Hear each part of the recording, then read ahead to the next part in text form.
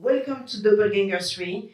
It's a visual and sonic experience. A film that came about because, I spent a lot of my time working in the space industry, and I realized quite quickly that there was an urgent need for me to find a way to actually engage members of the public with our futures and actually get them to understand that Elon Musk or Jeff Bezos, I think it's not just for them to actually figure out what we're going to do about the next phase of humanity in space.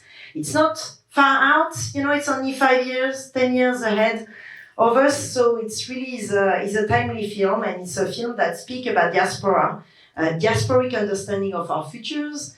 It's a queer eco-feminist film as well, so you will meet with a lot of different experts, a lot of different thinkers. How did this idea first come to you? I know that you've been involved in this, but the making of this into a film. It's really about, either we have the Uber and industrialization of space, which is basically the Jeff Bezos kind of angle, or we have the interplanetary species, vision, and that's kind of limited to that. So there is an amazing opportunity for all of us, and specifically for humanity, to kind of say, actually, we have already done that on Earth. How about we start to look at other angle? And that might mean looking back at our past, or that might mean also looking into nature and other formats. So that's kind of why the film is there. I started working with the project with Nelly, I would say, several years ago. And my role as a scientific advisor is to basically make sure that the science is followed. I'm the boring person. So sometimes she comes to me and says, hey, I have this idea, we should interview this person. So we find the angle and we discuss together what this person will bring to the movie or to the topic. And Nelly does the magic. I wasn't sure initially why Nelly came to me, but I think it was wanting to understand the film and the structure of the film. Right. And in terms of that form of media that she was exploring. But then a lot of the stuff that we talk about is sort of related to philosophies and concepts, related to trauma and psychology and what was happening within herself personally through that journey. Can you talk about the editing of the film and also the music? The music in the film really kind of pushes the pace and really accentuates what's going on.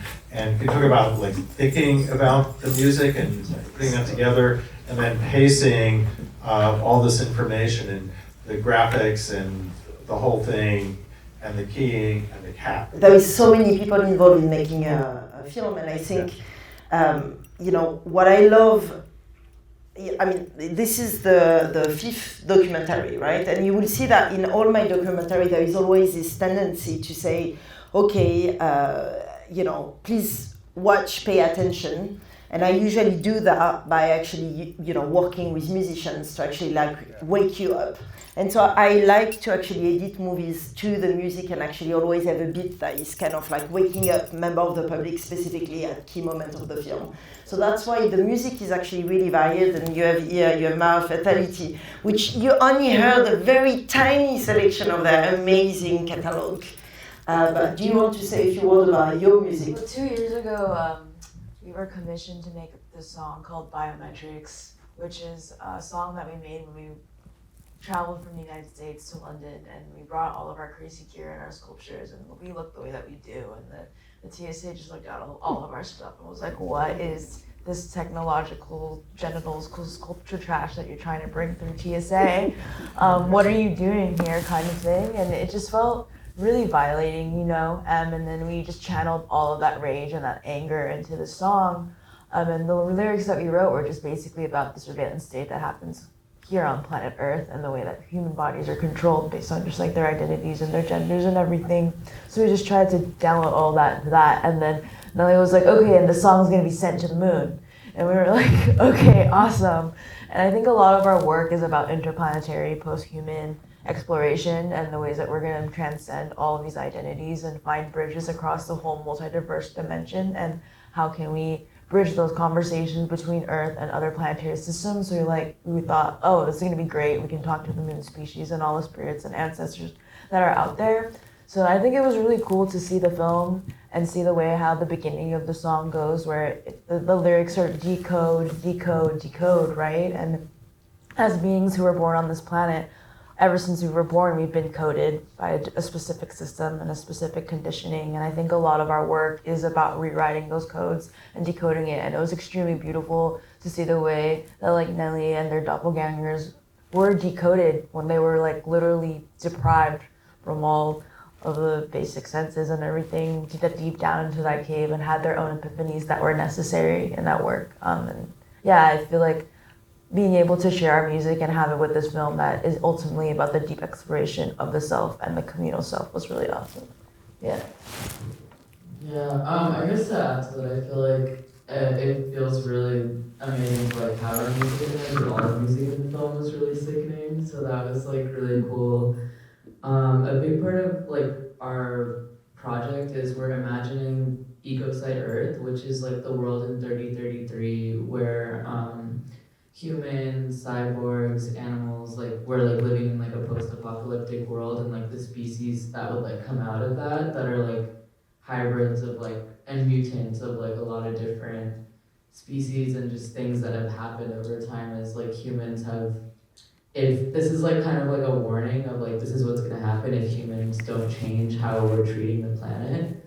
So I think like it really feels amazing to have it in this film, because it's like I think in a lot of ways this film is also a warning of like if we're not changing the ways that like we view the earth and we view and that mindset, then like that's gonna translate to how you go to different places and you go to different planets, like what Nelly was talking about with how like Elon Musk and like Jeff Bezos are thinking about other planets as like spaces to colonize.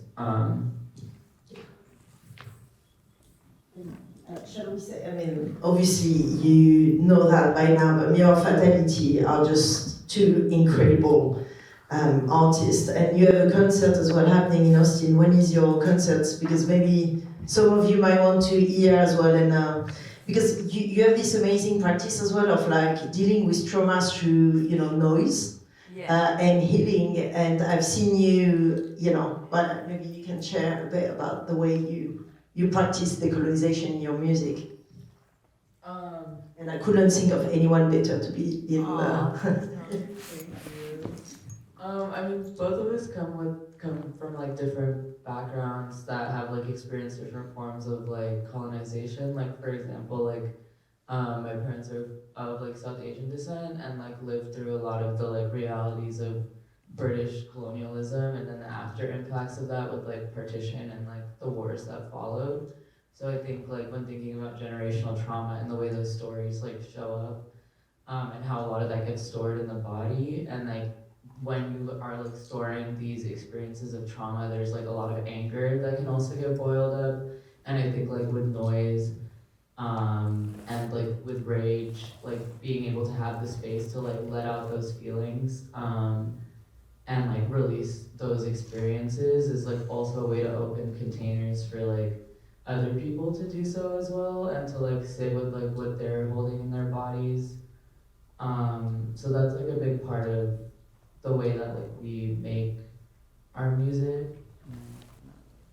Yeah, and then my family comes from the Philippines, specifically an island called Pampanga, in Pampanga and San Simon. And the reason why I'm here today in front of y'all in this quote-unquote country is because my family grew up in a village where there was a huge volcano and a river, and because of the US and Japanese imperial forces coming in and testing nuclear weapons to send out all over the world, the dormant volcano actually erupted after being dormant for 400 years. So basically wiped out my whole entire family's village. And that's why a lot of them had to leave and work in different countries. And I think what's really beautiful about our work and our project is that we currently don't have a stable address or like and we're we manage and do all of our own work. So we're able to travel and make the choices that we want to make. And because we're very transient, we're able to create portals and spaces and vortexes where we're constantly bridging and connecting with other like trans and queer, Black, Indigenous people of color who have been affected by the same histories, and find ways where we can come together and like release the same narratives and the same traumas. And I think through noise and through punk, it's like a specific frequency that we're like letting out.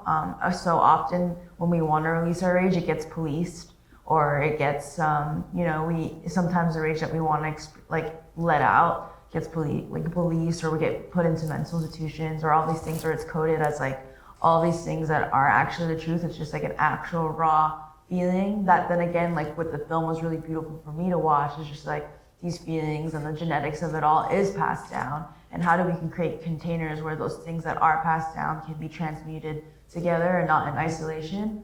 So a lot of our music and our photos and our shows, I feel like for me, they're not just a show or a concert sometimes, it's actually just a gathering or a ceremony where we can really hold each other and hold that process and like let go of the things that we want. I feel very fortunate to be able to do that. So the question is, there is 2 cast members who were claustrophobic, and is that something you plan in advance, or that's something that you discover during the movie? I knew that was a fact. I was just hoping that we could make it through. And I guess that was, it is documentary, right? So there is some people that do scripted documentary. I don't do scripted documentary. So it's always, and you can see one expert lead to another, and there is always a lot of room for experimentation. I never know where that's going to take me. And in a way, Remy, I had that conversation about being on my own in the cave before I even knew I would be on my own. So it's like these things are just happens because, the beauty as well of like meeting humans in different locations and just letting that transformation happen. But with the claustrophobia, I think that was a major issue. But I don't know how did you handle it from Mission Control's perspective? Because I don't think the Australian agency, which hosted us inside this cave, were really pleased with the idea that we had. But we had, obviously, there was emergency forces outside of the cave. Like you mentioned, in the film, that it's a very hostile environment, but there is a control element. At least we thought so. I just want to say that there was a lot of surprise during the filming of the documentary, and there was a lot of unexpected events. And the claustrophobia was one of them, and it basically changed the schedule. So at Mission Control, we had to do what NASA scientists do. We have to redesign the entire mission on the spot as it was happening. So there was a lot of things in the movie which they're not like fake. They will truly happen. The fall truly happened, and we also truly freak out, in fact.